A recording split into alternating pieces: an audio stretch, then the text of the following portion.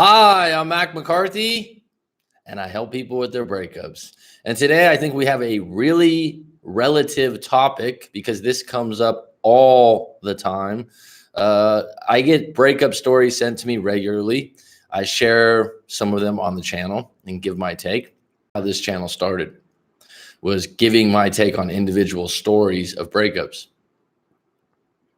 And I would say over the life of this channel, probably over 50% of the breakups are long distance relationship issues, or someone moved and someone said, I don't want to be in a long-term relationship. So this is a big issue. And if you watch my channel before, a lot of times I talk about timing and circumstance being a big part of breakups. And that's a broad umbrella to put over the breakup industry. Okay, cool. Thanks, Monica. I always like your contributions. You've been out and about, I think, the last few days. I haven't seen you on, so happy for you. It's always good to be busy. I'm going to talk a little bit for a little while. I'll go ahead and answer any of those questions that you find an answer to. So I have some things that I've written out. I'm going to start doing a little bit different format here, a little more consistency.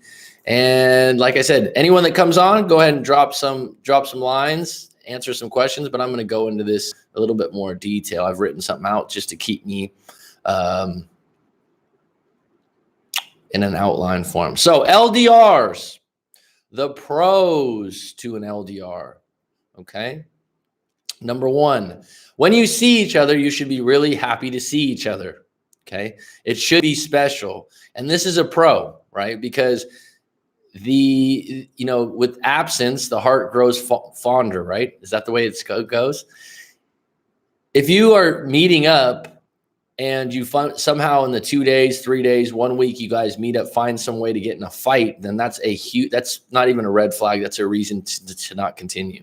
Because the pro of an LDR should be that when you do see each other, it's special. It's a good time. You have a good connection and you make the most of it. So that could be a special thing. It's almost like if you really think about it, let's say you're in a long-term relationship where you live together, you actually go on vacation to have a special time, right?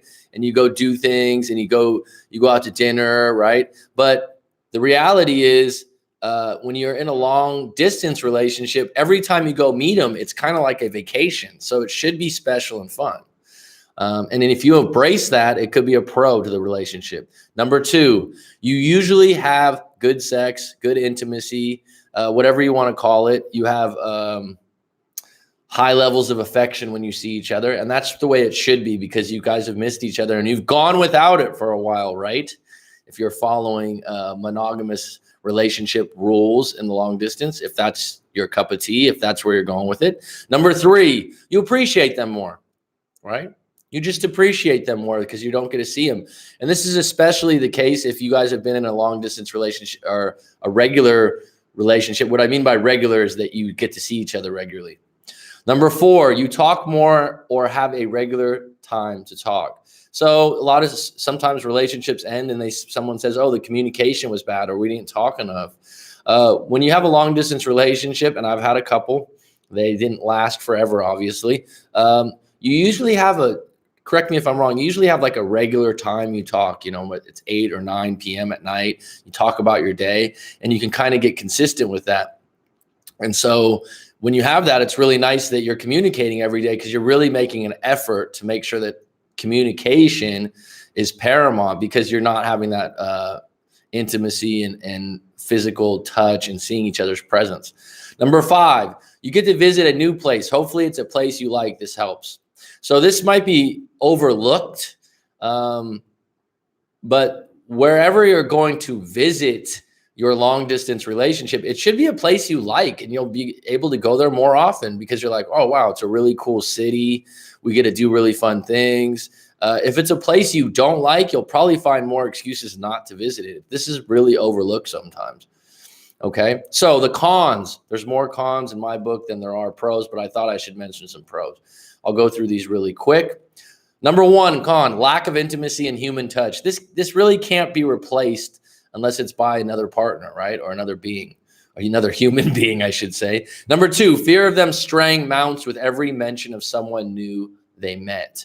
So you talk every day and they mention, oh, so John at work today did this and did that. It was so funny. And it was so funny. And he's such a cool guy. And you're like, who's this guy? What's this guy?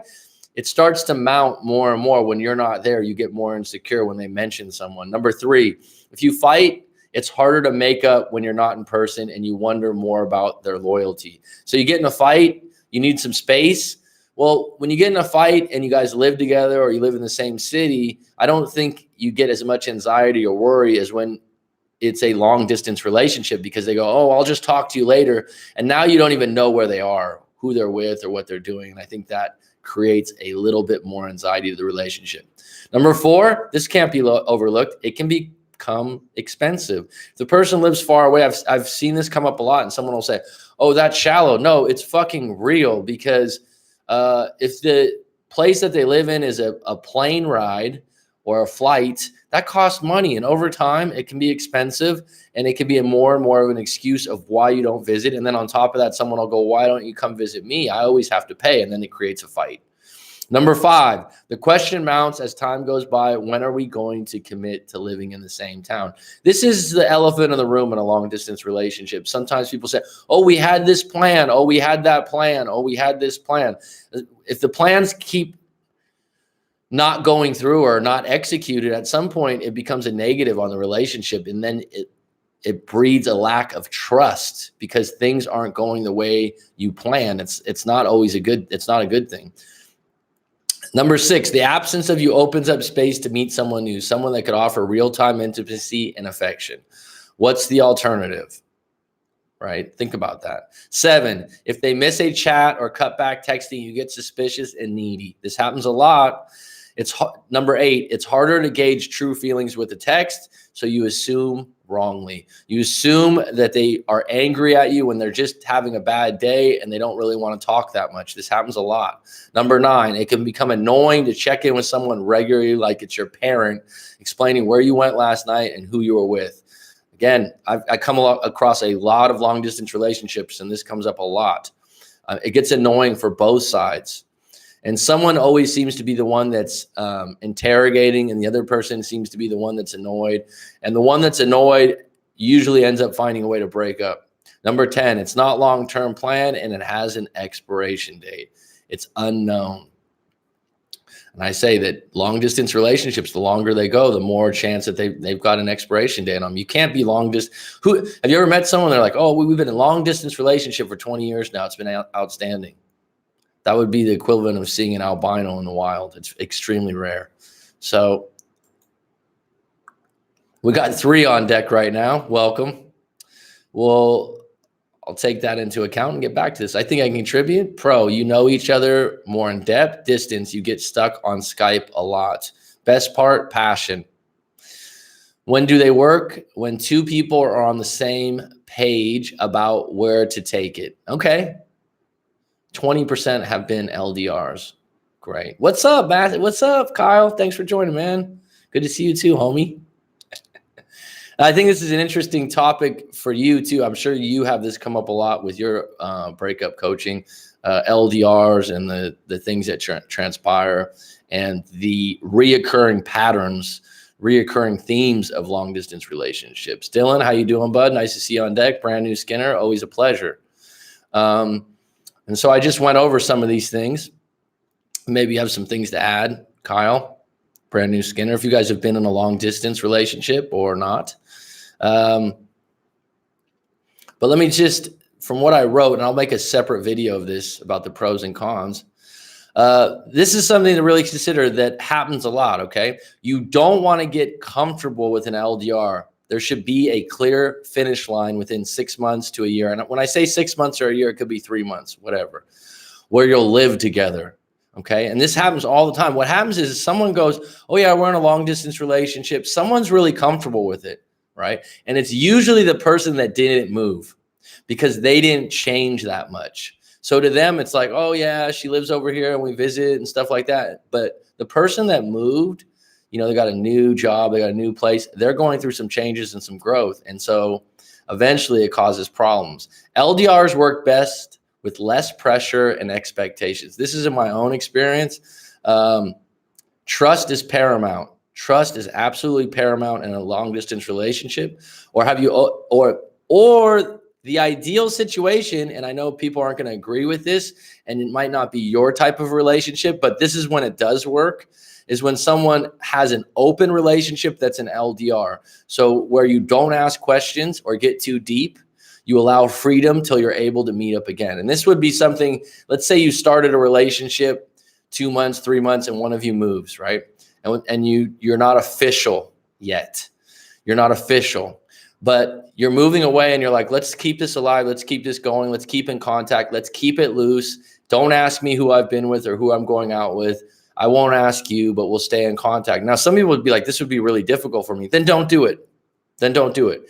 I've done it before when I moved away to San Diego. I was going away to college. I was dating a woman that I was interested in. We had a good connection, and we weren't official yet.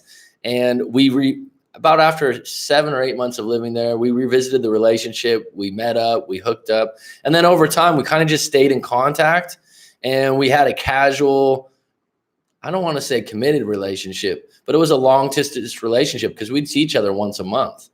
Once every 6 weeks, and it was hot and heavy and it was good. But we also had a boundary where we didn't really ask personal questions. I wasn't going around like looking for someone new or anything like that, but we just kept it that way and we didn't cross that boundary. It's like if she said she went out with friends on a Friday night in the city, I wouldn't be like, who are you with? What were you doing?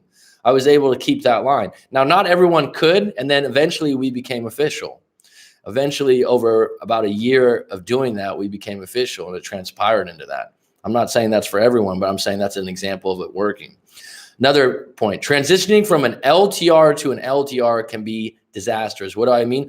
If you're in a long-term relationship and you live together or you live in the same city for say 3, 4, 5 years, and then someone moves, I think a lot of times this is disastrous because it's such a different dynamic, and someone, especially again, the person that stays home and stays in the same place, because when you stay in the same place, you have the same habits, you have the same routine, you have the same triggers. When someone goes away, it's a lot more traumatic for your system because you're like, oh, where are they? When someone moves to a new city, a new place, they're in a change mode. So they're more welcoming to it.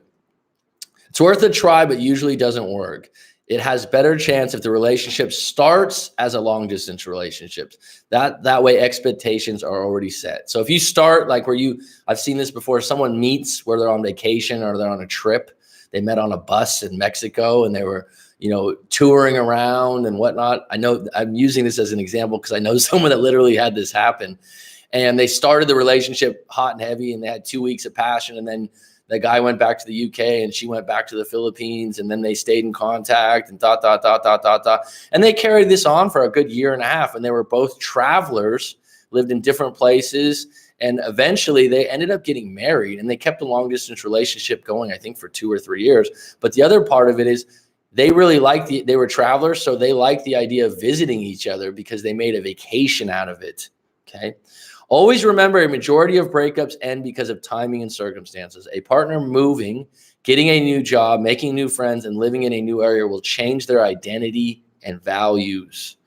If you stay in the same place, this may shock and surprise you. It's reality. So like I said, this isn't a study. This isn't scientific. This is just from my own life experience. And most of the cases, you're looking at a situation where if the person that moves is in a change mode. Okay. So I agree with the overreaction to text messages. I did that, but he wasn't too open when communicating. I was the more open one. Well, in your case, Monica, you always are the more open one. You're an extremely open individual. And this is what you're filtering for. So a long distance relationship for you would probably be the other part of a long distance relationship. If you're in different time zones, like look at me now in a different time zone relating to the audience. Sometimes these are unfavorable times for people, right? Couldn't do the open thing. What's the point? Well, let's see what Kyle says. Keeping the pressure off and removing expectations until you get closer to each other. That would be my answer, Kyle. We line up on a lot of things. I'm not telling you.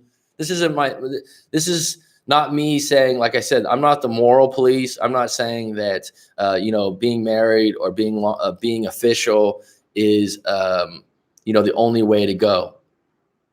So I'm not saying you're wrong or right. I'm just saying when we're talking about long distance relationships, ways that it tends to work better, like Kyle said, that's exactly how I would say it, is that I've done this before, and it wasn't a plan. It wasn't like, oh yeah, we'll just start dating for a month and a half, then I'll move away, and then we'll get back into contact. And then, this just transpired by chance. I wasn't following a playbook, but it ended up working out really well for both of us because we both were in a place where we had a pretty good level of confidence, pretty good head on our shoulders. We both weren't needy individuals. Okay. And we did communicate freely and fun. Right now, in between that year and a half that we were corresponding, there was a few times where, maybe there was some jealousy there or wondering more on her end than my end. But overall, it worked because no one was interrogating anyone or accusing them of not being close enough, because that's the way the relationship was, and you can accept it. And when I say it was open, it doesn't mean that it was just like, going out of your way to meet other people or being a player, so to speak. It's more like, look, I know we live an 8-hour drive away. We're not going to see each other. We're in our early 20s. We're going to go out and have fun, and we're going to meet other people. So let's not make this strict. Okay. And then by organically growing the relationship in a way with not a lot of pressure, then when the time came to commit, it was so easy, and we were that much closer, and it was that much more special. The honeymoon phase lasted a little bit longer, I believe. So yeah, that's fine, Monica. That's not your style. I respect that. I'm all in or out. Totally get it. I'm just saying, for some individuals that are in the LDR, this is the way to go as far as making it something that will actually last.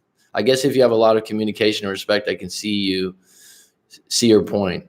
Yeah, well, and it's the individual's morals and values at that time, right?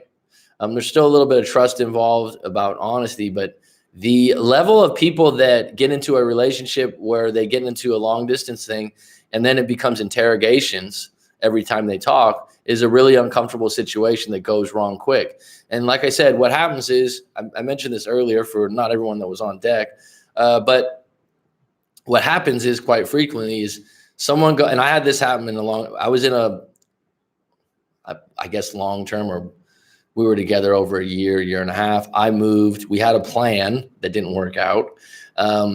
We had a plan, and within about a month and a half, we were talking every day on the phone and stuff. Some things happened in my personal life, job-wise and family-wise, that constricted that plan, if that makes sense.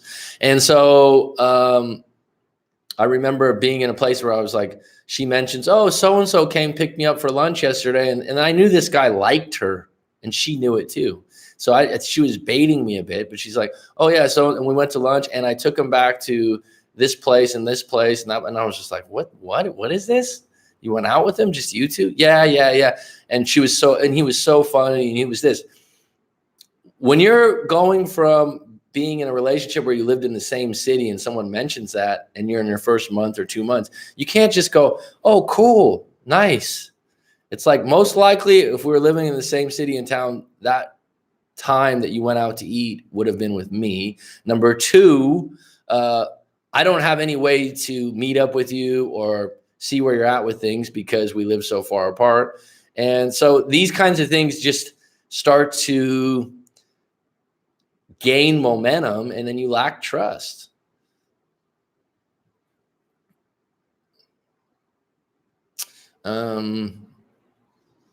My LDR, and when we talk about these things, Monica, like I said, I'm not trying to redirect your values or your morals. I respect them. I'm just saying, open up your mind to other aspects of it. That's all, and how it will work, right?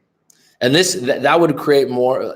I mean, Alan Watts, who's an outstanding philosopher, one of my favorite philosophers of all time. Everyone talks about Stoics and Marcus Aurelius. And this is very popular now because a lot of people are writing books about Stoics, and Stoicism's outstanding. It's a cool, nothing bad to say about that. I actually try to follow that in my own life, right? And probably if you're into masculine energy like yourself, Carl, you're into Stoicism. But Alan Watts has some brilliant lectures on YouTube. I don't know if you guys know who he is. And he has this great one on trusting the universe. And it's not woo-woo at all, but there's so much based. I mean, when you have a lack of trust until someone proves you wrong, it's really a dangerous thing to go along when you're in a relationship, any relationship. I mean, look at colleagues. The worst thing you can do in a relationship, whether it's a friend, lover, colleague, is accuse someone of something they haven't done wrong. That's sometimes irreparable if it's deep enough, right? If you accuse someone of something they haven't done, this happens a lot in LDRs. My LDR end for a few reasons. Yeah, I could say I lost feelings for her. We wanted to see each other more than just at school. We hardly got to hang out during the holidays and on weekends. I hated it. It's not an ideal relationship, and it's not long term. And once it turns into long term, that's when the problems get in. Dylan, yes, you can't do long distance forever. It gets old. I was just literally coaching a girl today that was doing that, interrogating her guy in LDR. A lot of assumptions were made instead of looking at facts.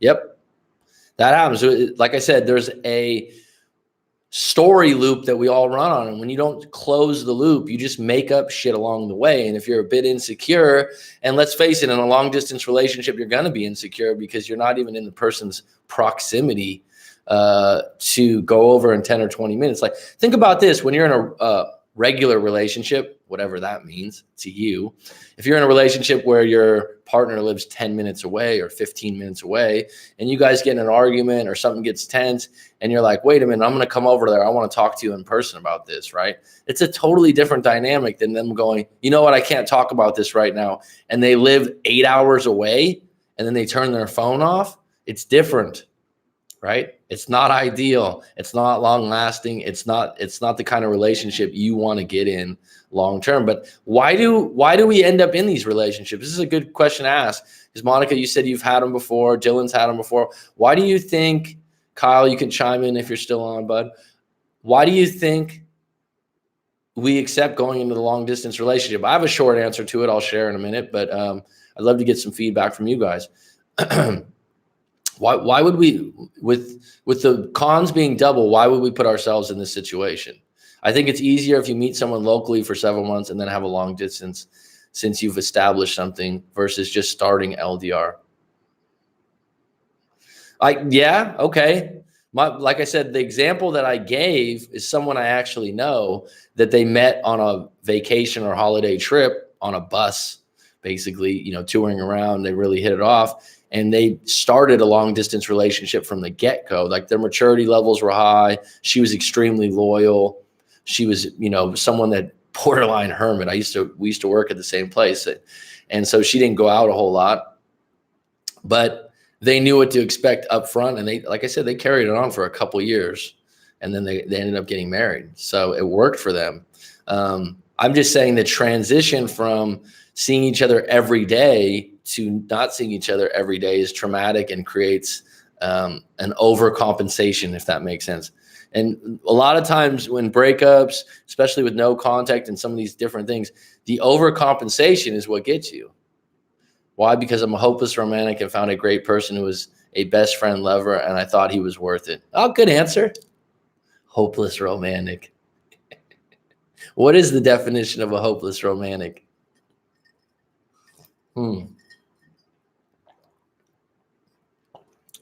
Is it? I'd be interested to hear Kyle's opinion about a hopeless romantic. Would that be non-masculine? Would that be attractive to a lot of women? A man that's a hopeless romantic? You chase with your heart. Okay. Chase with your heart, no matter how far. I mean, and there's so many good movies where someone moves away, right? And then they get back together and they get reunited. Legends of the Fall. I just saw that recently. What a dramatic movie. Jeez. I was watching, there's so many cheesy movies now, right? But Legends of the Falls, that was one of those ones if you're a hopeless romantic, I guess.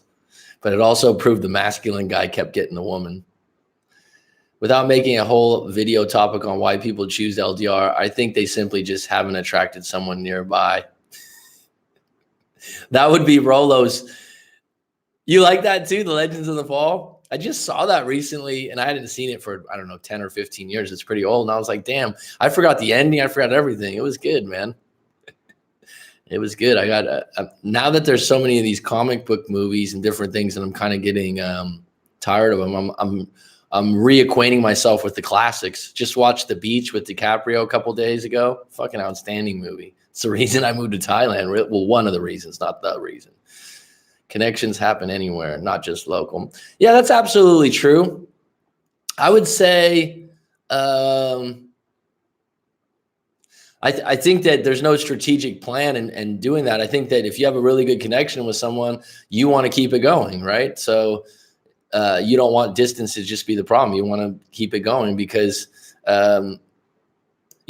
Rollo Tomasi in the Rational Mind would say that you don't have the confidence to meet someone else that's closer by, but yeah. I was going to mention, Monica, yeah, you got a point there. The night of the break, I said to myself, I wish we could have stayed together. Then I just cried myself to sleep. Long distance happens more now, too, because of social media. However, it's just not ideal. I think LDR can work if both people are truly healthy-minded, right? The thought has never crossed my mind to meet someone far. Yeah, in my particular cases that I've had, which has only been 2, and like I said, one of them was, I guess you'd call it casual because we weren't official. It wasn't my girlfriend, but we were seeing each other once a month, and we were talking probably on the phone maybe once a day. And it was, like someone like being your best friend, I guess, with benefits, but a little deeper than that. And then when I moved back into the town and the city, we were together officially about within a month, and it was nice. It worked. But it wouldn't work if I was getting questioned about everything I was doing while I was away. Define healthy. I think what Kyle means by that is healthy mind, right? Truly healthy minded, I guess. Wouldn't say healthy. And then the other one that I was in,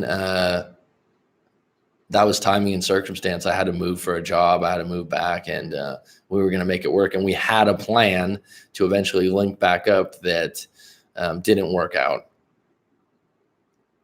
Non-needy doesn't have trust issues. Healthy mindset. Maybe we'll go with that. Non-needy doesn't have trust issues. Yeah, like I said, if you're going to be in a long-distance relationship, trust is paramount. The thing is, the farther someone moves, and let's face it, most of the time someone's moving is for a job or family and friends. When they move, and I'm someone that's experienced because I've moved a few times in my life, you change your friends, you change your job, maybe you change your university, because I have a lot of people that go to university. You change your vision or your goal, you change the people you hang out with. So then when you start talking to them every day, you're like, what the fuck? Who's this person you're hanging out with? Who's that? And then like what? Because before your eyes, the person's changing, you're seeing it. And this is what human beings do. If you identify someone a certain way, that's your friend, family member, or your lover, or your partner, however you want to phrase it, and they start changing, it bugs you because we're attracted to familiarity. We want to predict what they're going to do next. It's not comfortable when someone makes stark changes. And I'll take it a fucking step further. If someone's moving and they're growing, and they're growing in a good direction, and they're growing maybe with money, maybe with prestige in some way. I've seen this before too. The other person gets jealous because they're in the same spot and they don't feel like they're making a lot of growth, and that breeds contempt. When I moved to be with my ex-husband, I ended up hating the town he lived in and never fit in with his group of friends. Environment, and when I say environment, a city or town can bleed your energy. I call it a collective unconscious. Carl Jung talks about this. We talk about our unconscious, but every city and town, and probably Kyle, you could agree with this, has a subculture, right? Like, certain towns, it's like when I lived in San Diego and I lived near the beach, it's like surfer, skater, what's up, dude, laid back. Everyone's chill. What are you up to? Let's charge it later on. Everyone's really mellow, relaxed. Everyone's wearing flip-flops. You'd go to like parties and things like that. There wouldn't be fights. There was just this really mellow vibe. And after being there for 4 or 5, 6 months, you just start to blend in with that, and you start to change a bit, right? Friends would come visit, and they're like, "Who do you think you are, man? You think you're some kind of Blink 182 surfer or something?" I'm like, "What? Where do you even come up with this shit?" Right? Well, because your friends and stuff think to yourself like, "Oh, you're not the bro that we had back home." No, I just changed a few of the things.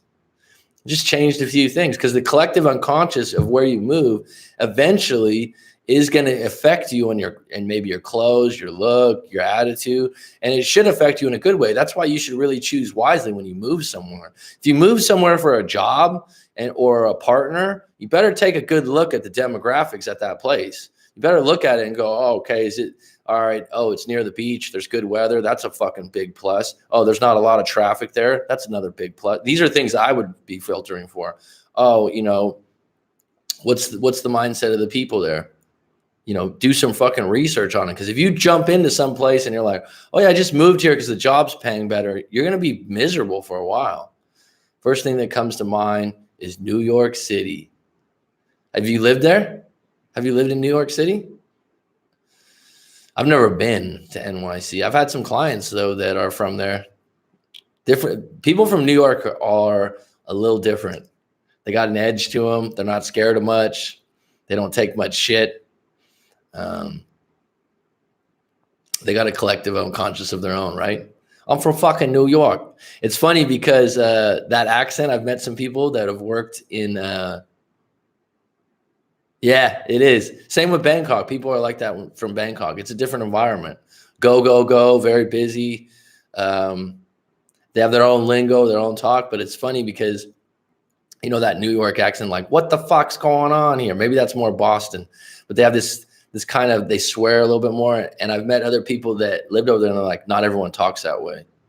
You just saw that in movies, man. Same with, I used to have some neighbors from Boston. That's the accent I'm thinking of.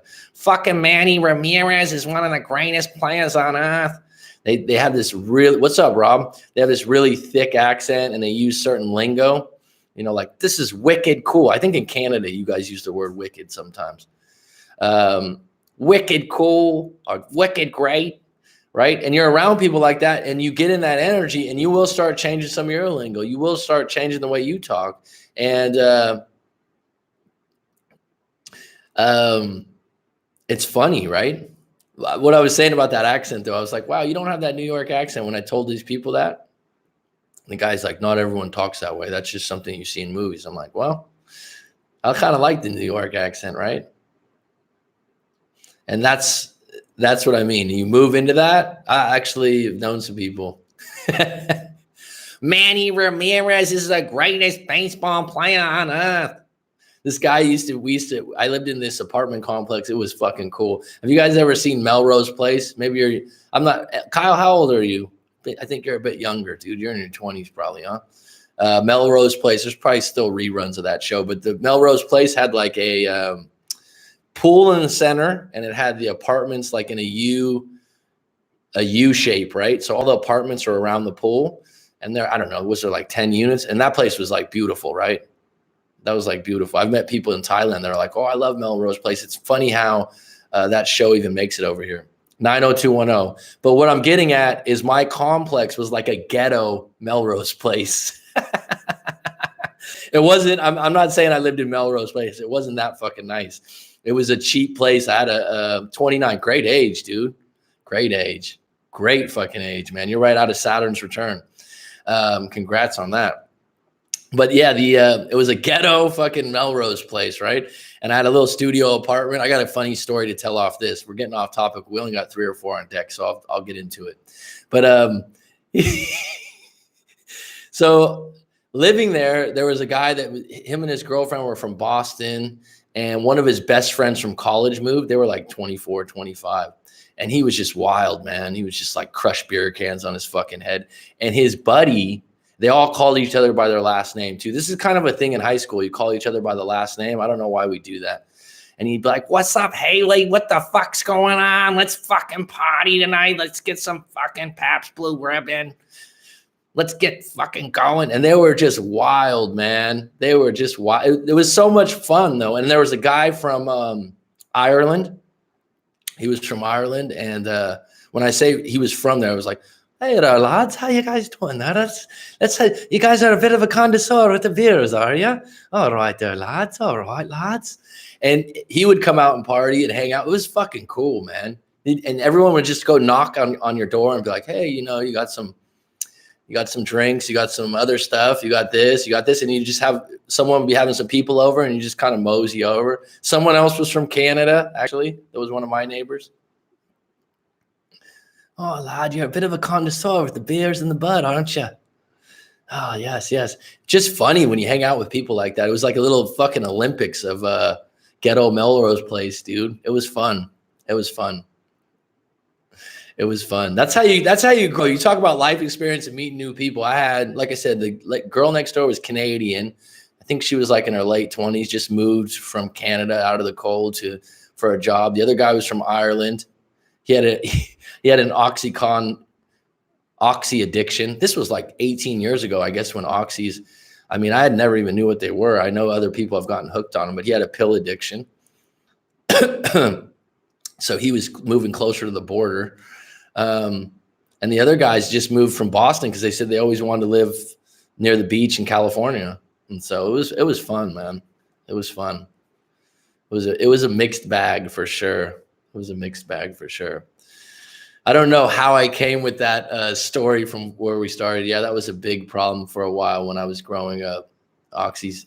I never got caught up in that stuff, man. But being around someone that was on them, like he was my neighbor and he was a really cool dude. I was like, damn, dude, he was spun. He was hooked. He was hooked big time. Yeah, that was a little bit. It was funny though. You bring them out. It's so funny being American, right? Because me being an American abroad, I don't know if you guys ever seen the series Idiot Abroad, which is fucking funny as fuck, with the guy from the UK. But being an American abroad, like you run into people from Europe and different places, and they always want to talk. That's a great show, right? They always want to ask me about American politics or Trump, and I'm just like, what the hell? So I'll tell you guys another story. This is kind of funny. I was in a cafe eating. This is in Thailand, and I'm a talkative guy, as you guys can probably tell, and I'm outgoing, and I'll spark a conversation with most anyone. So I'm in there, and the guy's like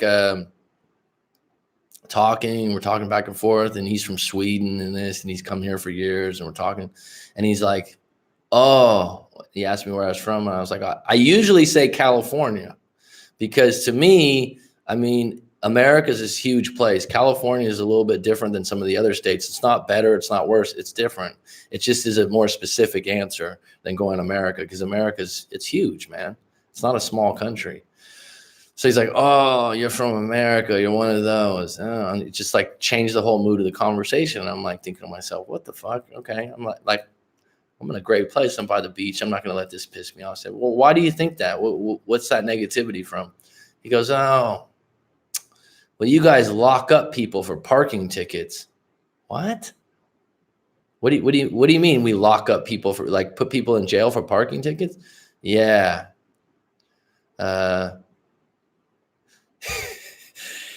Yeah, you guys are the ultimate neutral.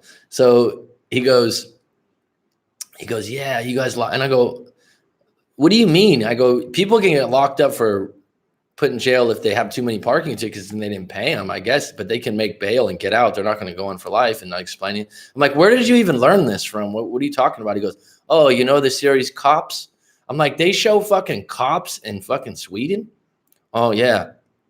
And one of the shows, someone went to jail for parking tickets. I'm like, well, was there 100 he didn't pay? I go, he didn't get. He goes, oh, I don't know. But my point is like all the media, all the news, and all the shows like that, they reach far, and people just assume that everyone from America is this way. So it's kind of funny. So I have to explain myself. He's like, oh, but you're kind of different. You're kind of friendly. It's like, okay, I have 200. I think it's 380 million in the States. Yeah, Kyle, I actually had someone when I first moved here that was Canadian. She was like, oh, it's same kind of thing. She's like, you're really cool for an American. I'm like, what the fuck does that mean?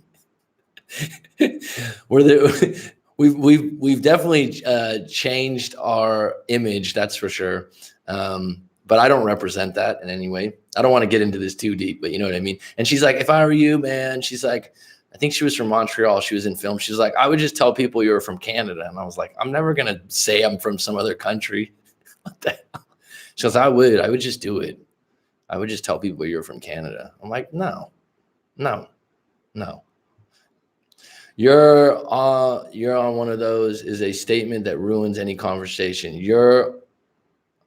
I'm sorry, can you rephrase that? Media makes people have skewed views of people. Absolutely, dude. Tell me about it. I got asked if I worked for the FBI when I was in China.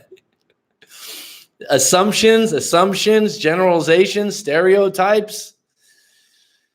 But the human brain and the human mind naturally stereotypes. I have American friends that literally wear Canadian shirts while they travel. Yeah, well, my thing is, like I said, I usually say I'm from California, I'm from the Bay Area. And then it used to be in America, if you said you're from San Francisco, it was like, oh, you're gay. And I would just be like, what? Because the stigma of being from San Francisco is that. And the funny thing is, I grew up about 20 minutes from the heart of the city, right? But I didn't really go there very often. You know, when you're a kid, you stay in your zone, right? You stay riding bikes and going to those places. So it wasn't until I was older, and I never even seen the giant rainbow flag in Castro District or been a part of that. But people had seen it on TV and seen these different things and just made these assumptions. But on the flip side, when you move somewhere and you meet someone that's gay, they're like, oh my God, I love San Francisco. It's outstanding. It's one of my favorite places in the world. You missed a lot. It's been a humorous one. We're dropping some funny stories today, Jay-Z, but welcome. But it's funny how that works both ways, right? Brand new Skinner, you're asking me before, maybe you guys want to share. Maybe Kyle has one, maybe Jay-Z. I think it's a good question. Maybe Monica wants to add. It's just kind of something fun since we have a small group here. What's a hidden talent you have? So Brand new Skinner had asked me this a couple live streams ago, and I had said impressions, making impressions of people or being able to copy people's mannerisms and voice. And my college roommates used to go, when I'd get started, he's like, one of them was like, wait up, but hold on, let me grab a beer. These are good. You know, we'd have like, I remember we had, so if you guys want to share, give me one of your hidden talents that's something different, right? And now I'm dropping the impressions, right? So this guy came, tell me I'm wrong, even if you're in Canada, right? Which is really not that much different. Well, I'm not going to say that culturally than the rest of the states, but you'd probably say no. Canada is a wonderful place. This guy comes in, he's a contractor, right? Contractor. And it's so funny when we talk about subcultures, the contractor subculture. Think about this for a moment. They usually, you know, like this guy he still had a mullet. He still had like spiked hair. Still had like this spiked hair. Almost looked like a rich man's Joe Dirt, if you know who that is. Okay, thanks for being honest, Kyle. Some people would say, "Oh no, it's so different." I think it's similar. So getting back to this story, so this contractor comes over. He's gonna do some work on this place that I lived at in San Diego. Right? Comes in, he's like, "Hey, what's going on, guys?" Ah, fuck! I can't believe this work these other guys did. Ah, fuck! And he like puts his knee up on the table, you know, and makes this big deal about everything in the house not being up to par, and you know the shoddy work that the immigrant group, I'm not going to say which group, did the work before that was cheaper. Oh, fuck these fucking guys! They come in here and they just slash and burn. They just do a little bit of this and a little bit of that, and then they call me in to finish it off and do the real work. It's just so funny. But you have this. We have these subcultures within different things. How about I talked about this before. How about the people that are at drifting cars? What does that mean? Drifting cars. Cards or drift? I don't know what drifting cars is. Ghost riding bicycles. I remember that as a kid. I don't know if that's a hidden talent. It's not hard to do. Does not being fluent in native Thai language ever cause problems for you, Mac?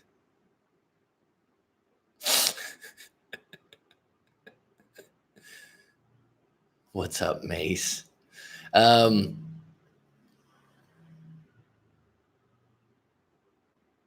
Really? Fucking be careful, dude. Do you do those side shows too? Like the car goes, you do that kind of stuff? Wow. Well, I guess in Canada where you guys have more open space, maybe it's easier to do that kind of stuff. I was shocked when my nephew was here. My nephew's 19, and he was showing me all these side shows in the Bay Area. Did you know, like, I don't know if you guys know the Bay Bridge, but the Bay Bridge is pretty iconic. It's a pretty big deal. And they took over on YouTube the Bay Bridge and did a sideshow in the middle of the Bay Bridge. It's just like, I can't believe how police weren't able to infiltrate that. It's just amazing. That is a hidden talent, drifting cars. I wouldn't know that term. Well, that's pretty cool. Like Dukes of Hazzard type shit.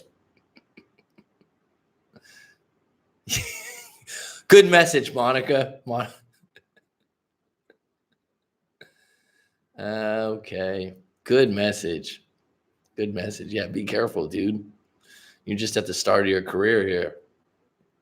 29, great age, man. That's when I first moved to Thailand. I was 29. Great year. Fantastic year. 29, one of the good ones.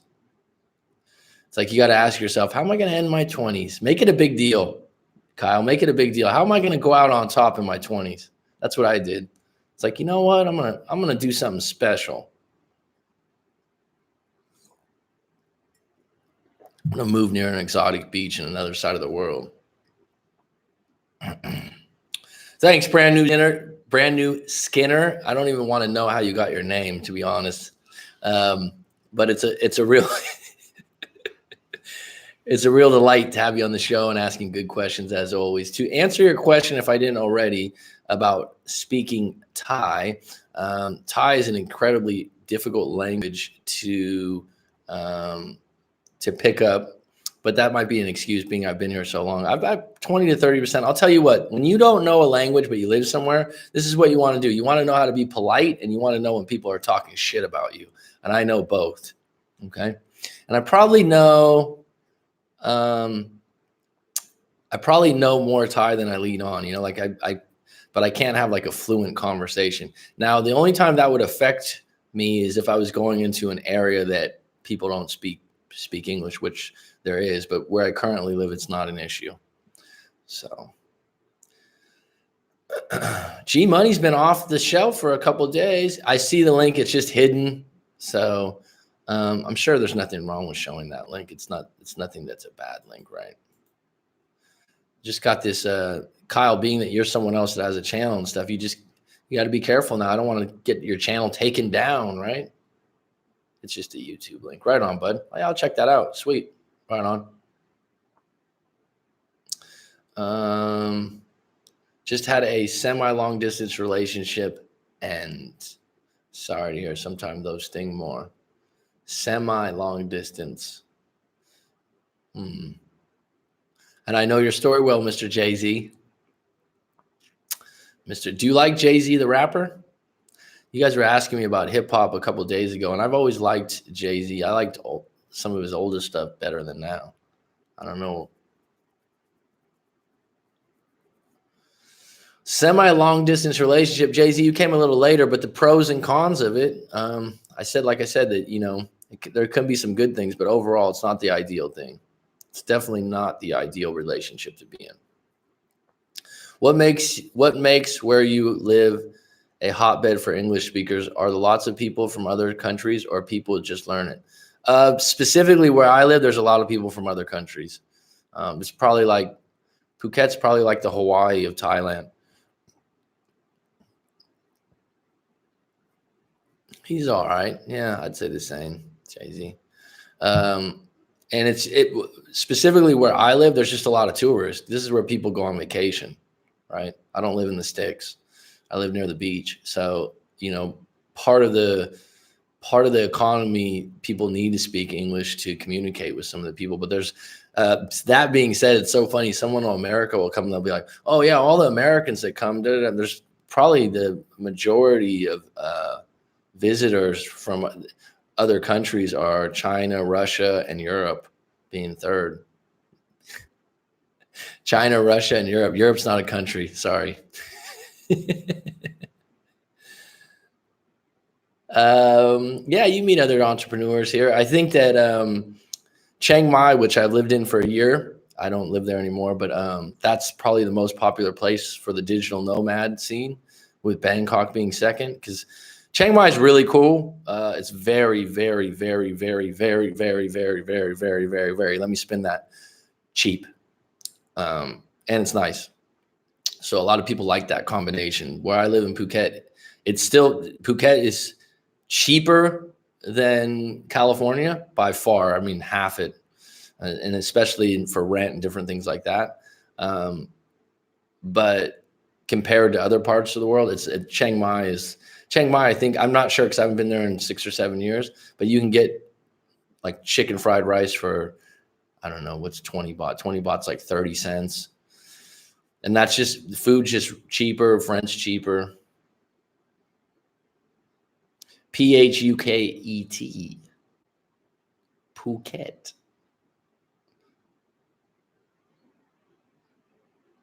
Pattaya is a different place. That's the entertainment zone. It is, dude. If you're going to be doing what you're doing for a while, like I said I sent you an email. I'll send you a longer, more formatted email, and we have a chat later on or something like that. I'll tell you about it, because if you're going to be doing what you're doing long term, you probably want to consider being able to go someplace like this and work for 2 months or 3 months. That's what I see, Kyle, and for anyone else out there that's got a job that's mobile. What I've noticed the last 2 or 3 years living here, there's a fucking lot of people that are coming over here for 2 months, 3 months, 6 months, and they have online businesses, or, for example, like something like headhunting. I don't know if you guys are familiar with what I mean by headhunting, but these people that find people for jobs. Yeah, that's not my scene. People that can work online, basically. The internet has gotten extremely good here. So I've had people from the UK say it's better than back home, and it's cheap. So that's been a game changer. We got fiber optic or whatever. I have 200 over 100 upload speed for $30 a month. It's so funny because I'll talk to someone. Well, if you want to come out here, we'll talk about it. If you want to come out here, I'll let you know. It's the speed's great, dude. It's funny because what I was saying is I'll be in a live coaching, right? And you probably have this happen too, Kyle. Like sometimes the internet, or you guys talking on FaceTime, you have the internet go out or something like that, and people will be like, I think your internet's messed up, man. And I'll be like, well, I've just talked to 2 people today and it was fine. So, I mean, they'll just assume because it's Thailand and it's like, oh, your internet's really low. I have a really high speed thing. And I'm like, I'm 200 over 100. I don't know if it's that. It could be a range of things, but that to me was a game changer, was when the internet got really good and consistent. And I think the rest of the world's going to catch up with everyone else and those kinds of things. And so I believe if you have any kind of online business, which I believe moving forward in the 21st century, you should make a strong consideration. If you have some kind of talent or something you can share with the world, you should be online. You should have a presence like that. You will be able to work from wherever and still be effective and helpful. We're on the same page, dude. Kindred spirits, my friend. Kindred spirits. So that being said, why not live in a place? Like, that's why Chiang Mai is so popular. It's the cheapest. There's a lot of people that are like-minded there, where Phuket, we have a lot of people that are retired, that are a lot of wealthy people, actually, because it's a beautiful fucking place. It's beautiful here. I mean, I take it for granted. I've been here a long time, but the amount of people that'll go, you live here? How'd you do that? How'd you, all right, let me get back to this. But like I said, when we talk in the future, Kyle, we'll get more into details and you can explore that. But for someone like you definitely should be considering it. I don't know the other, because I told you before, I think I've had a couple of coaches. I've told you I'll link you up with Joseph Rodriguez because he's in Toronto and he's just good to know someone else that has a really good channel, Kyle. Maybe you guys can link up somehow. But there are people that come from Canada that trying to get out of the winters there. I know it's pretty cold. One of my good friends here that's from Toronto, he's like, I might be moving back, and this and that. I'm like, so what holds you back? Because he had this great family life, great thing. He's like, have you ever been to the winters in fucking Toronto, bro? I'm like, no. He's like, is it true that it gets below zero? I've never even witnessed below zero. I've never even witnessed that. I've never even witnessed frigid conditions. I didn't grow up in the snow, so I don't even have I wear flip-flops about 80% of the year. All right. 3-hour drive, good. When we got together, we missed each other and tried hard to be present. We're apart like normal. You just miss people. Jay-Z, I'm sorry we got off topic, but I totally get you, bud. It happens. It's not an ideal situation, but in your situation, which I've read your story, you made the effort. You did the right things and it didn't work out, right? You made the effort. It didn't work out in your favor. And that's okay. You got to be okay with that. Sometimes we get caught up, myself included, in past relationships. What did I do wrong? What did I do right? Like I could have done this. I could have done that. It's timing and circumstance. It wasn't ideal, and it probably was going to, if it didn't end now, it might have ended down the road. And the longer you stayed together, the more you might feel like, oh shit, we prolonged that for too long.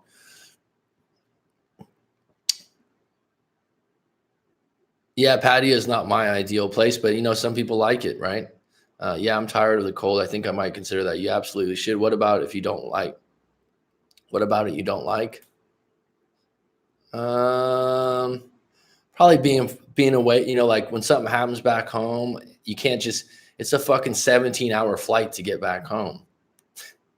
So there's been a few instances where you got to book a flight, and at this point, like being on a plane and stuff, I don't like dealing with the airport. Being on the plane, I'm fine. Dealing with the hustle and bustle of the airport is kind of annoying. But you can't just get home right away. Like if I want to go home for the holidays for a couple of days, it's not that easy. And then you get jet lag when you're home because it's 17 hours. But otherwise, for the most part, when I'm home, I enjoy it. I enjoy my family. I like California. I love it. But I don't know. You guys have to come visit and judge it for yourself. Cambodia is extremely cheap from what I've heard. I haven't been there, but there's some different things about that are, I guess, good and bad. But I can't speak on it because I haven't been there. But I know some people that have went over there and loved it. And they say it's much more rural than Thailand. People think of Thailand like they say third world country. I don't know. I think I've looked it up before. I think Thailand's like number 22 in world economies. That's pretty strong. The baht is pretty strong. It's not a feeble place. The beautiful thing about Thailand, and I think this is why the people are so friendly, is it's abundant. I know that phrase is used loosely a lot, but food and vegetables grow all year round. There's always water. The plants are always green. There's no seasons. So if you're like one of those people that likes the fall and all that, there's no seasons. It's just pretty much the same, but it's like everywhere you go, there's like a stand with fruit and vegetables and food and someone barbecuing chicken or something like that. That's the thing I notice when I go home. Like no one's out and about on the street. Everyone's enclosed home. It's a little boring. What's the negative aspect of having an online presence?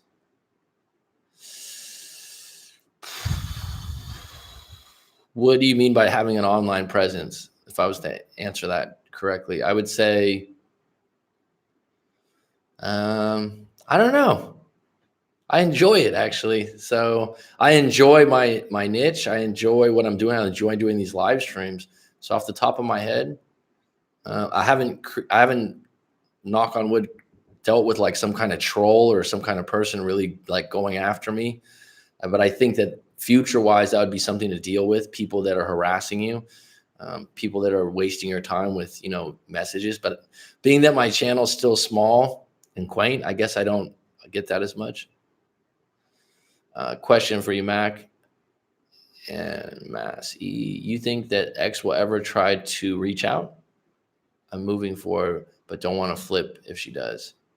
There's always a possibility that she will reach out.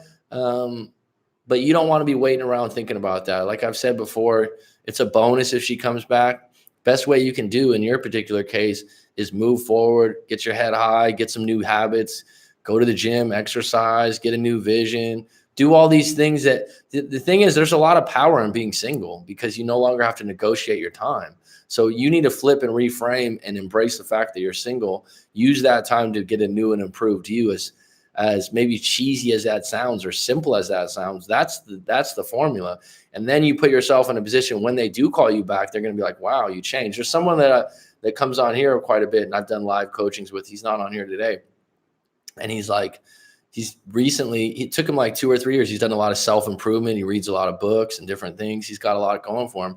And his ex from like, they were together 10 plus years and then they broke up and then he was dating someone else. And she just came in out of nowhere 2 or 3 years later, 2 or 3. And if you're coming from this place where you're like, oh my God, it took 2 or 3 years later for them to come back. I don't want to wait that long. The whole point is not to wait, to have it be a bonus. And he was like, oh my God, she reached out to me. I don't even know if I want to talk to her. That's the place you want to be in because you're doing so well. And then when you talk to her, and if you do, the individual is like, wow, you changed. You got a lot going for yourself. You're improved. And that's exactly what happened to him. And now he's in a position where he's in the driver's seat going, let me see where I want to take this. And he was even asking me, he's like, do you think I should? I go, yeah, leave your options open, spin plates, dude. Go out with other people, continue to go out and meet with her and see where it goes. And you don't go into it like, oh my God, they contacted me back. Let's get back together. Because at this point, even if she does contact you back, Jay-Z, you're not jumping right back into something like this. Do you envision staying in Phuket long-term? I'm not sure. People ask me this all the time. I don't know. At this point, I've moved around in my life a few different times. I've thought about moving back to Cali because I'm extremely close with my niece and nephew. My parents are still there, and I'd like to spend more time with them. So at some point, the ideal thing would be being able to go back and forth more often. That would be ideal. Being able to go for 2 or 3 months at a time, back and forth, being a digital nomad with something like this would be outstanding. And really, I don't know if Kyle has the same thing.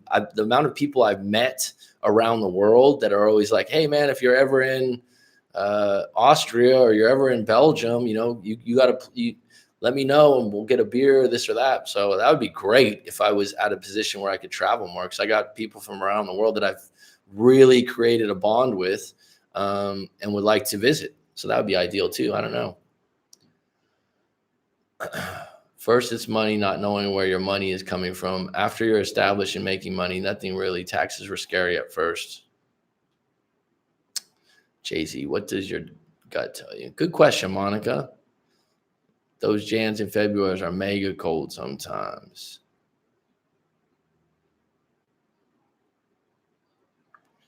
So yeah, I just didn't grow up with cold weather, guys. When I lived in San Diego, that's probably the best weather. It's consistently like 70 to 80 degrees 90% of the time. And at night, it gets to like 65, and it rains about 5 days a year.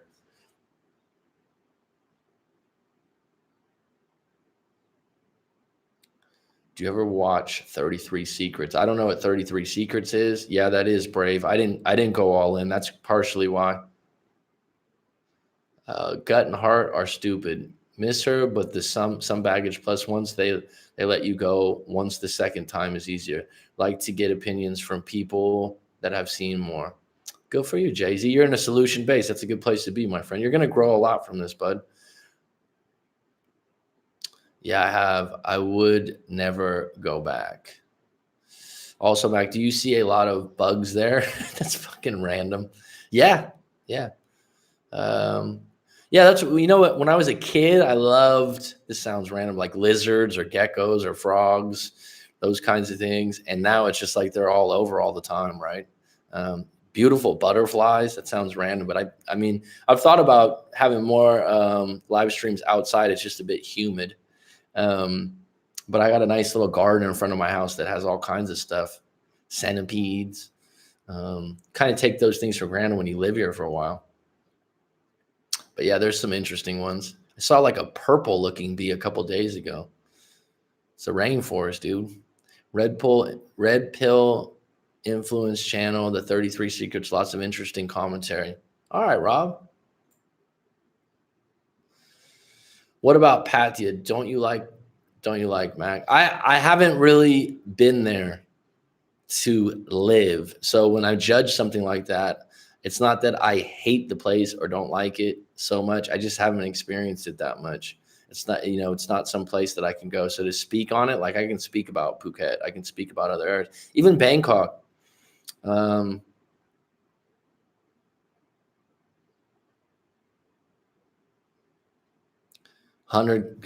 subs is Big G's basket. I was curious about that too. There's some bad boy spiders here. They get in the room, they're like this big. And now the funny thing is, at first it's like, oh my God, oh shit. Now I'll just like grab a towel and let them out. I don't kill them. I don't do that. If it comes back, it should be complete surprise. Yeah, good way to put it. Or like I say, a bonus or like the surprise. And it's not a surprise that you're necessarily like, oh, what should I do now, or this or that. It's like you're in such a good place. You've made so many improvements. And you're doing so well that you kind of have to take a step back and go, all right, cool. Wow, they contacted me. I'm kind of surprised, but you're neutral too. Interested in knowing your take on the content. I'll check it out. Mac, you don't really have to worry about trolls very much, only during live streams. I haven't had any issues so far with someone bothering me. I've been doing this a year and a half, and I think you have a lot more views than I have. So maybe it's come across, but I don't know. I've had one or two people make some comments, but whatever. They say the dumpy goes through more growth than the dumper. So I think for Jay, this is a positive. Yeah, probably. That's a good point. I never thought of it that way, Monica. Yeah, because what happens when you get dumped, and I don't even like that word. I don't think I've ever told people like, oh, I've got dumped. And I don't know if I've ever considered myself to get purely dumped. It's just a shitty word, which means dump, take a dump. But yeah, you have more growth. You know why? Because your ego gets punctured. And once your ego gets punctured, your identity gets scrambled. And that's when you start to think, do I like who I am? Do I like where I'm at? And that's when you start making some improvements if you're in the right direction. I can okay that one. I've just met people from all over and made really good connections, man. I mean, it's so interesting when someone's like, oh, I love your channel and I love your content. It's even more interesting because I think, Kyle, you don't share your number of subscribers. Maybe you don't want to do that. Maybe that's a marketing technique or something. I don't know, which is fine. Mine's at like 3,000 or like 303,000. So it's funny when people are like, wow, you don't have that many views in that. But for how many views I have and how many subscribers I have, I've actually talked to a lot of different people. So I couldn't imagine, like if I had 20,000 subscribers, I don't know if I can handle being that busy at this point. I'm not sure. I definitely have to put in some better systems because that's the key, right, Kyle? Having a system. And that's the difference between just having a job and doing something like this. You need to create your own system. That's something I'll talk to you about later on because I have something I'm working on with that. Not waiting, just curious. Already down 25 pounds since mid-June. Fuck, outstanding. 25 pounds is a lot. About to buy another house and have some adventures planned. Another house? Fuck, dude. Cycling from Miami Beach to Key West. And you live in Miami? Wow. Key West looks beautiful. There was just a show on Netflix that had Key West. What was that called? It looked beautiful, man. I've never been to Florida. But looks like a great place. I mean, what you're discussing right there, shit, man, you got a lot of buckets you're filling up. Mac, remember yesterday we were talking about cheating and I asked you if you ever encourage cheating in coaching, mostly just my curiosity on how those tend to go. I don't encourage it, but I told you I won't sit there and be the moral police and get down on someone for cheating. I'll unpack the story individually based on what they are, and they ask questions that they can convey to themselves the consequences and know where they're at. But it's not my job or my place to sit there and decide what's the morals are right for or wrong for them when they come to me. Because cheating's much more frequent than people realize, and it's much more a part of a lot of relationships than people realize, I think. And it's a one-on-one thing. It's not a generalized right or wrong because it's an opinion-based value. So no, I wouldn't encourage like, yeah, man, you got a right to cheat then. No, that's not my position. I've been in a position before where, someone was in a long-term affair with someone else. I don't want to get into details because that's extremely confidential for them. But they had their own valid reason that wasn't outlandish. But I certainly wasn't encouraging it to continue. I was just making them aware of at some point this is going to be. Are you aware that at some point the shit is going to hit the fan? And it did.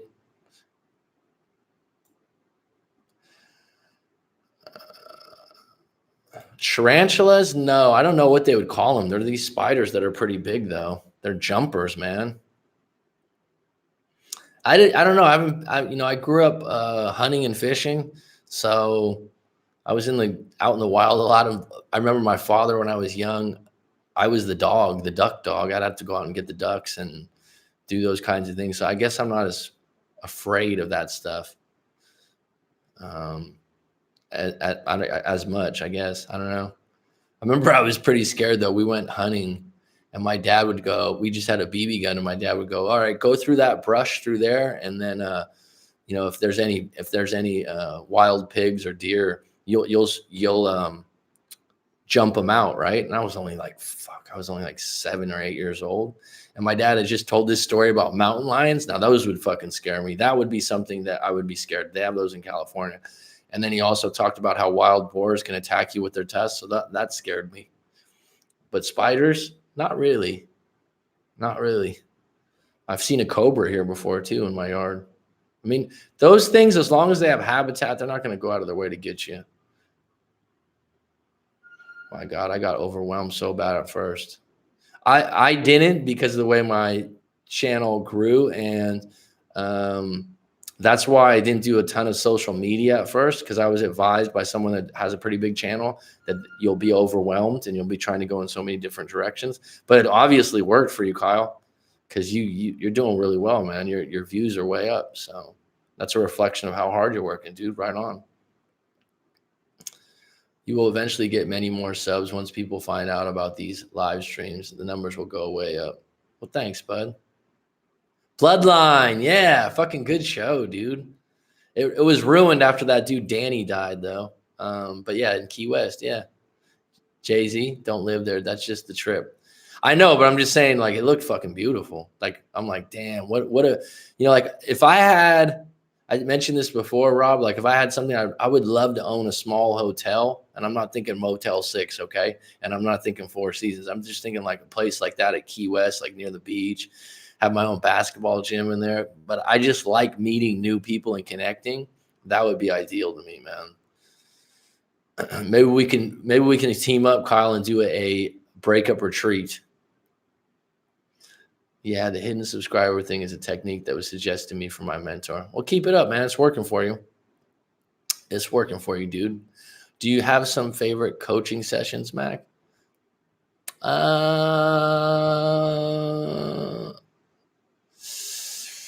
Absolutely. Absolutely. This sounds like a packaged answer, but I'd say 90% of them go really well. So I usually always make like a really good connection. And afterwards, I'm almost on a high. I feel really like, oh, that was a great connection. Like I enjoyed talking to that individual. I guess the people that probably we have the most in common, and we just had a really good conversation, and they're eclectic. They're kind of different and surprising. I had a coaching session one time where the guy paid for 2 hours. And as I've said before, one of my things is to over deliver. So if I have no one behind you, and you're really going, I'll let you continue. And the guy's like, we're like 2 hours, 10 minutes or something. And he's like, look, I want to do another 2 hours. And I'm like, all right, you can do another 2 hours, go here. And he's like, no, now I'll pay you now. So we did 4 hours. It was like 4 hours and 20 minutes straight.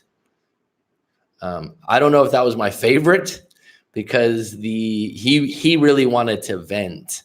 So there's some individuals that just want to vent and really go over things again and again, and they obviously haven't had a place to do that. But that was probably the marathon longest one I think I did. And he did some coaching sessions after that he really enjoyed. I guess I really enjoy when people update me and they say that something happened and they're really thankful. That's fulfilling. But I guess maybe some of them, if I'm going to say like the favorite ones are people that I'm like, oh, that would be a buddy of mine. Like we really mended well. We really got along. I get a kick out of his lingo and the way he talks, or the way, there's a couple in mind about that. But overall, honestly, I'd say 90% of the time to 95% of the time, it's always been a good connection. So I don't know. The Cayman Islands is where that works best. Yeah, Cobra. It was in the garden. Guess I missed it somewhere, but what took you to where you live now? Was it an escape or an opportunity? Well, I've mentioned it many times, so I won't get into the deeper story of it. But yeah, it was about a year to maybe 10 months to a year out of like that bad breakup that I've talked about before. And I always wanted to teach. So I was just going to go teach abroad for a year and see how it was. It wasn't like a long-term thing. And then it grew into 9 years later. I'll probably do, like I talked about before in a live stream, maybe do that as a topic-based thing one time. Skinner, my personal favorite coaching sessions were with people that really wanted change. Yeah, I generally feel like most people. Yeah, that's a good point. I'm just digesting that a little bit. That's a good point, that they really want change. Most people, I would say, are, one thing that I really like is once you've already paid, you've probably already watched a lot of videos. And a lot of times people that do the private video response, after the private video response, then they do a live coaching or something like that. For them to get to that point where they spend that money, they're usually very receptive and open. So that's part of that is good. In other words, if it was free, or it was cheap, like $10 or something, you'd probably get more people that were just like, let me just give this a try. I'll see if it works. I think the people that I've had this before, where we're sending extremely desperate themed emails where they're like, oh, I'm so desperate, I don't know what I'm going to do. I just need to get him back. I need to get him back. And I'll tell people, you're probably better off not calling me, because if you're this desperate and all you can focus on is getting him back, that's not my goal, because I'm trying to get you back. I'm trying to get you back on deck as an individual. And the people that don't want to hear that, they usually keep coming back to, and then they'll go, well, I'll give you a try because I guess I have nothing to lose. And I'm like, well, if that's kind of your attitude, then you're already, and your objective is just to get your ex back because you're so desperate and you're so sad and you're so lonely. I don't know if that's the right state to go into the coaching session. With the coaching session, the state you should be going into is, I really want to share my story. I want to share what's going on with me. And if this guy can give me a couple things or shift my perspective, I'm open. The person needs to be open. And I've been on the other end. So that's what's interesting. Kyle has a mentor or coach. I have one currently based for doing this long-term, and it has nothing to do with my skills as helping people with a breakup. But being on the other end of someone else coaching me, sometimes I have to like shut up. I don't know if you're like this, because I'm always the one leading. It's always in my frame. And so he's already mentioned that to me sometimes. And I'll want to lead the conversation, and I have to kind of take a step back, and it's good for me because then I can feel what like someone else is into, right? And sometimes I'll even tell people when they want to talk, I'm like, all right, I'm going to let you lead, so that let's let you vent out what you want to talk about. So I usually ask a lot of questions to them. Is a crime an issue in parts of Phuket, or are things pretty chill? No, it's extremely safe where I live. Overall, I think it's extremely safe. There's, it's pretty safe. Yeah, that's a good question. I told people before, I don't like to go into the teaching thing too much, but currently, public speaking and creative writing. Cool. Thanks. Appreciate the work you and Mass do. Mac is a great listener. One of his best qualities. I appreciate that, Monica. That has been cultivated. I can't say I always was, because I like to talk so much. I was probably one of those people that would cut people off a lot because I'd get excited and I process really quick. Like some people are like that. You talk to some people and they're deep thinkers. I had a guy that's an artist and we're talking in the live coaching, and the amount of time he took in between talking would be like, yeah. And then she left. And I was thinking, what's next? And it's just his personality, right? And I'm sitting there like, I'd have to jump. Can I interject? Yeah. So openness is number one. And I think what helps, I think maybe Kyle agrees. Yeah, good point. Some people just aren't ready. I think what's a really big benefit to all this is I have 500 videos up. I don't know how many Kyle has up. He has a lot. You can judge me by the videos before you meet me, and you can say like, I like his approach or I don't like his approach. And that was one of the reasons I took stories. So I took stories from real people, because then you could judge how I unpack stories and my style and my way of going about things. And so before you even talk to me, you can go, oh shit, I like the way you break things down. And if you don't, go to someone else. It's a lot better than me just referring Kyle as just a friend when I go to his channel and then make the decision yourself. Right. And that's the thing now that's really cool is I think that people, and I used to be, I was in real estate sales before, and I worked in department stores. I've done all kinds of jobs. But the people you get rapport with the most is some people that you have something in common with. You have a similar outlook. And generally, in my case, a lot of the times, the people that do the live coachings, I've said this before, Monica knows this, are like nurses, teachers, caring individuals. A lot of people I already have some built-in things in common with, so it works out quite well. I once referenced Corey Wayne vids to some guy that needed relationship advice, and the guy came back a couple days later telling me CW's vids were snake oil, a good example of someone not open. Yeah, I wouldn't agree with that. I think some people, the thing I always hear about Corey Wayne, if someone's going to be negative, is that he's a chauvinist and that he's too cocky. And okay, if that's the way you feel about it, then fine. But I wouldn't say that. I think he's pretty good. He's pretty good. And I remember he had in the comments one time, someone was like, oh yeah, you just swear too much. And he goes, go to another fucking channel. I was like, good for you. I like Corey Wayne. Shit. I'll back him up. Yeah, when the student is ready, the master appears. Absolutely, dude. Some people just aren't ready, right? And sometimes you just get in a conversation and it's like a groove. You're just congruent. It's amazing how some people want help but are prepared to fail at the same time over and over again. Well, the thing about that, Rob, is someone's identified with being a victim, getting attention for it, and so it serves them a reward. Does that make sense? So that's the case when I'm like, all right, when do you want to stop being a victim? Right. And some people get pissed off, but that's like, to me, the way you flip that, is like, you called me a fucking victim. If it bothers you, there's some truth there. Turn that into a fucking battle cry, dude. Bro, I would fall asleep if someone spoke that slow. He was cool though. He's a really cool dude. From Ireland. Another, just a good connection. I said, some people would call you an old soul. He goes, people call me that all the time. How'd you know that? So poetic. Well, thank you very much.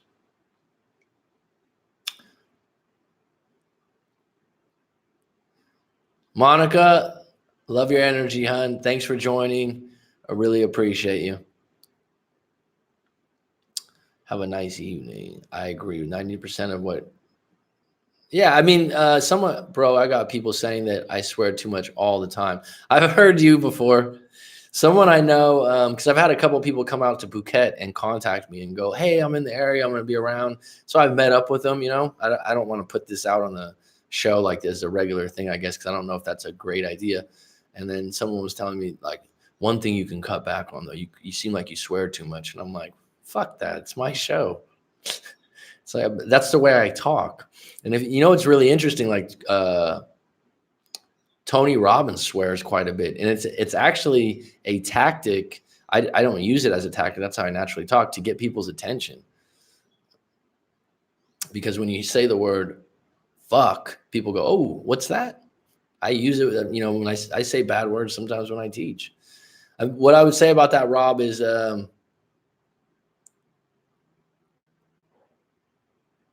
yeah, dude, fuck yeah. And there is an art to using bad words correctly, right? There are some people where you're like, yeah, you shouldn't swear. It doesn't come out right, dude. And it's so funny because living as a foreigner in a different country, they don't like when you say bad words in their words. And if you think about it, when foreigners in Canada or foreigners in America say a bad word, it doesn't sound right. You ever seen the movie Coming to America with Eddie Murphy? And he's like, fuck you, New York, because he doesn't know how to use the word correctly. It makes a difference when you use it in the right context. Some people get out of whack because they have some limitations towards it. But my dad was a truck driver, man. I grew up that way. It definitely can, and the F word is just, a lot of times it just means more. In this channel, Gary Brodsky. Brodsky? What a name. The name's Brodsky. Gary Brodsky.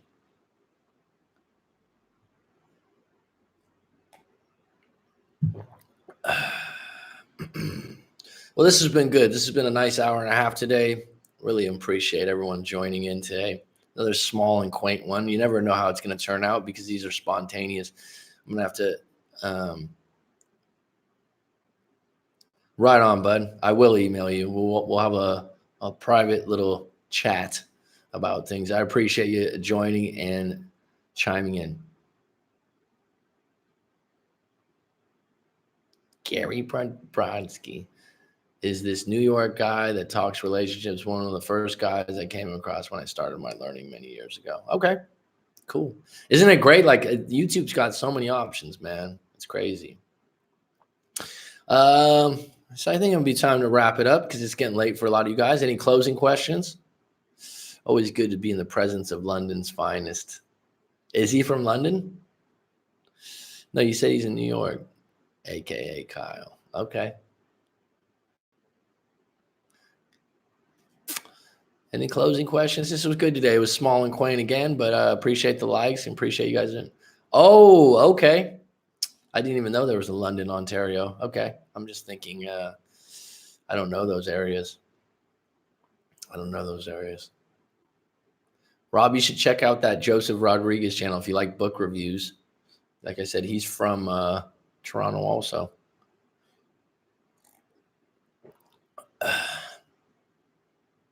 I got a little crazy with the impressions today, brand new Skinner, but I hope you enjoyed it.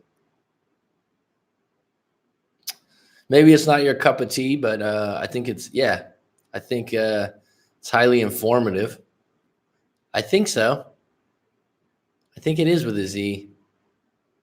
I'm pretty sure it is with a Z. If you just put it up, he's got a load of them. They're long form book reviews, really well done. Because I think you read quite a bit too. I like. Okay.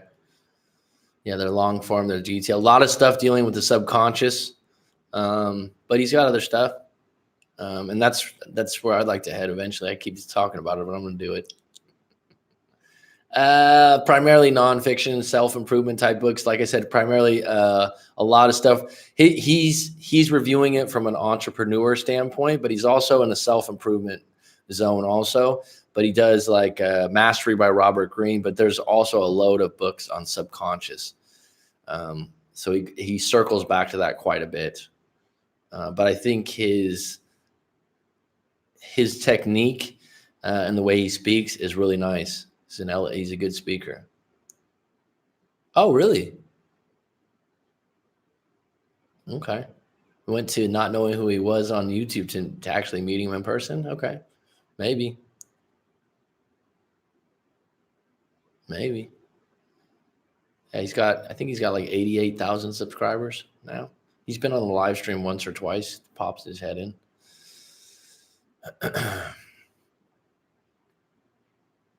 Thanks for contributing, Rob. I really appreciate you, bud. I know once I see him. Yeah, he does. He works his ass off though, and he's created a system, and he's created something niche, And there's a lot of book review channels, but he has his own style, and he created a ton of value because you can get the mind maps. Thanks, bud. So I think this is good. We're right about noon. I think I'm going to wrap it up at an hour and a half. It was, like I said, small group, but Skinner, you're always welcome. Rob, you're always welcome. Monica's already out. Mr. Kyle's already out. Appreciate y'all. Yow. We have anyone else earlier on? No, these are how they're going. Dylan's always on deck. Pros and cons to an LDR. We're going to close this out clean, and I'll do a follow-up video on this particular topic a little bit more in depth. Thank you for joining. Have a good day, and I will be on deck tomorrow to complete the string of 1 week at the same time, or close to the same time. Late. It was fun.